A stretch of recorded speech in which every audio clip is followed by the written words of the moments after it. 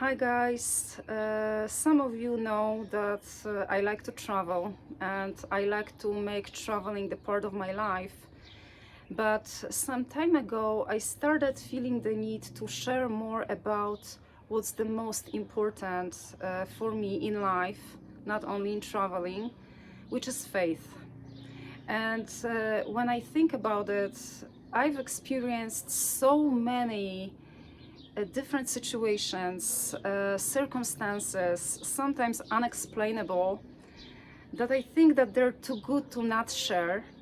And I've decided to share about a few of them, those faith stories, and share about them in English with my accent, which I have. That's why I call it Accent on Faith.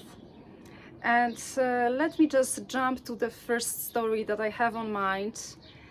That was the first unexplainable situation that happened to me, and that really opened my eyes to God's action and presence in our life. So a few years ago, when I lived in New York, I was a student on a student visa back then. And when I was in New York, I needed to extend my visa. So I needed to go to the school, English school, for them to sign the paperwork.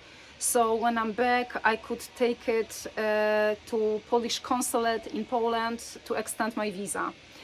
So I took all of the documents. I took my Polish passport, some school documents. I went to the school for them to make copies and provide me the document that I could provide to the Polish consulate when I'm back in Poland. And when I came back from that school, I had like a red folder with all of the documents, with the rubber band, neatly closed. So I just took this folder out of my purse, put it on the desk, and went about my life, right? 2 weeks from that time, I had a flight booked back to Poland. So a couple of days later, because my flight was coming, I took this folder out and I wanted to check something in my passport. And I realized my passport was not there. While the last time that I had my passport was at that school, right? When they were making copies of my passport. So I'm like, okay, I most likely left my passport in the school. So I jumped on the subway in New York City and went to that school, and I told them, guys, I was here a few days ago, we were making the copies. I have a copy of that passport, right, that you made. I must have left my passport here because I don't have it. They checked and they are like, no, we don't have your passport. We looked, there's no passport left by anybody, including you. So I got back home and I was like, oh my gosh, what should I do now, right? And I called my mom. My mom is a believer. And my mom automatically said, look for the passport. Look for the passport. Look for the passport everywhere you can. So I checked in my room. I was renting a room back then in Harlem. I'm looking everywhere and I'm like, there's no passport. And my mom keeps telling me, keep searching for this passport, keep searching for this passport. So I started laughing and I said, Mom, how much did you offer to Saint Anthony? Because Saint Anthony is a patron of lost items, right? And I knew that my mom believes in Saint Anthony and that she would offer up some money for poor people. That's how it works. You offer some help to poor people in order for Saint Anthony to help you to find that lost item. And my mom said, don't laugh at it, just keep looking for the passport. And she kept repeating that to that point that I got upset. And I remember very well what she said.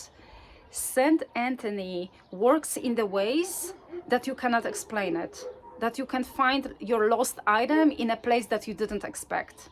So I was like, okay. So I kept looking, didn't find my passport, right?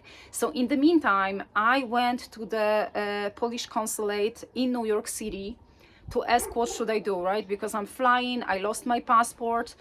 So they offered to issue a temporary passport for me, right? So the day of my flight comes, I picked up my temporary passport, okay, so I'm good to go. And that morning I went to the cathedral, St. Patrick's Cathedral in New York, and I prayed to St. Anthony, not about the passport. I just prayed with gratitude because it was such a good time of my life. It felt pretty good. Everything was going smoothly. You know, the situation with passport clarified. So I just prayed to St. Anthony, right? Randomly. There is a statue of St. Anthony. Came back home, and I had few hours left before my flight back to Poland. And I had the thought, you know, these documents are so important, the copies from the school. So let me make another set of copies, and let me put one set of copies into my purse and another into my luggage, just in case my luggage gets lost or something like that. So I have a backup, right? So I took all of those documents in that red folder, and I went to the local copy place, which was like a pharmacy store. They had the copy machine. I went there. It was 2 blocks away from where I lived at the time. I haven't been in that place for a month, right? And now is when things got very interesting. I walk into that place. Mind, it's Harlem. You know, there's mostly black people, right? I really enjoyed living in Harlem back then. And I'm walking in, and I'm talking on the phone with my friend, and I mentioned something. No, you know, I didn't find this passport, but I was able to get another one, whatever, right? I'm walking up to this copy machine, and I see a guy who looks at me from the other side of the store. He's approaching me, and he's like, "Have you lost your passport?" And when I heard that, I automatically started kind of like smiling, laughing. I'm like, where is he going with that? Like, how does he know? And I asked him, I'm like, yes, but how do you know? He's like, because we found it. We found it here. I'm like, where? And I remember his answer was very vague. He said, it was somewhere here. And I knew at that moment, I knew there was no way that the passport would be found there, because it was not on my way, you know, usual way home from a subway. I wasn't at that place for the past month. And there was no way. He didn't say that somebody found it on the street and brought it here. He said it was here, right? In a very vague way. And when he said that, I started laughing, and I said, you know what? I don't know if you are a believer, but there is this saint that I believe in, Saint Anthony, who's a patron of lost items. And I prayed to him. And he said, guess what my name is? Anthony. Guys, this story, this situation, even though to some of you might sound like something that you can find some kind of explanation to, let me tell you, the feelings that I had around the situation when I noticed him approaching me from the opposite corner from where I was, going straight to me. There was another lady who joined him, and she was walking with him. The feelings that I got were not to be confused. I felt there was something supernatural going on. And when I called my mom to tell her, Mom, guess what? And she's like, what? The passport is found. I'm like, yes. She's like, I knew it. I was 100% sure the passport will be found. I just thought that somebody will send it back to you home, you know, home Poland. So my mom prayed to Saint Anthony being 100% sure my passport will be found. She told me, don't laugh. St. Anthony works in the ways that are hard to explain, that you can find a lost item in the place that you would least expect. And that's exactly what happened. And this is the first story that happened to me that was really supernatural and opened my eyes to God's workings in those little situations.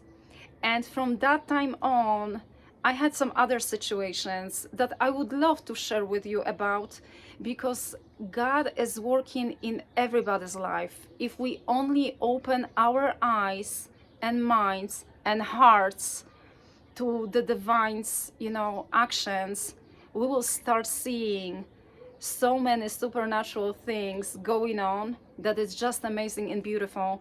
And that is why I would like to share about those stories as well, because it's amazing, it's beautiful, it's uplifting, and we need to hear about those good stories and feed our souls and hearts with the good energy that is accessible to us. So yes, this is my first faith story that I wanted to share with you, with accent on faith. Bye.